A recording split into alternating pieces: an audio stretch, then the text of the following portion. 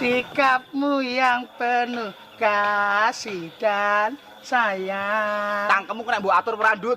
Kene selak ra betah ya. Lah ra betah nyapa to Di? Wong ya ketoke so sweet banget no. Makane kuwi aku ndang tulung ngono. Mbok kok nulungi piye neh to Di? Peni kan harus tadi tur to, Ndut. Lah duit sing tak silih kae ditagih. Ditagih ya diwehi to, patrawe ndek utang kok. Wis ngene, Ndut, iso gak iso. Aku jak nyalih teko kene. Aku dhewe iki ya arep enek penting karo Min. Kowe cara ra ganggu aku nek ra iso to Di. Ra iso, Ndut. Pokok awake dhewe kudu saling mengganggu. Ayo.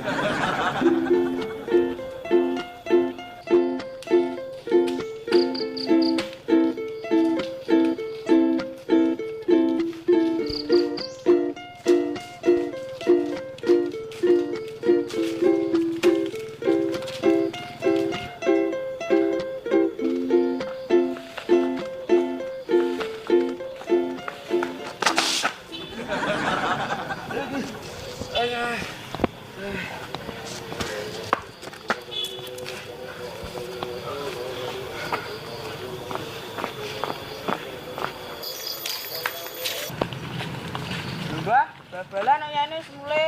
Ra sida le ditunda. Lah napa? Musik grogi panik to paling. Walah, biasa aku mah arep delok, Mbah. Sesuk ae. Wis, ayo.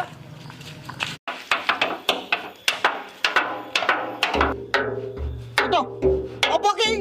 Hei, Mbah.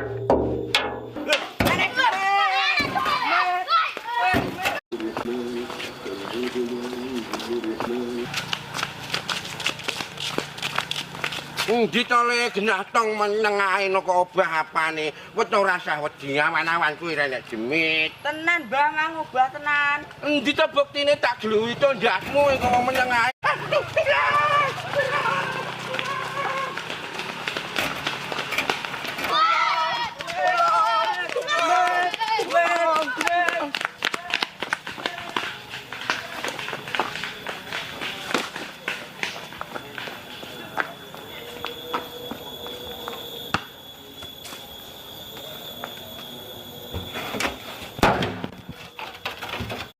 Masalah kowe to nyok.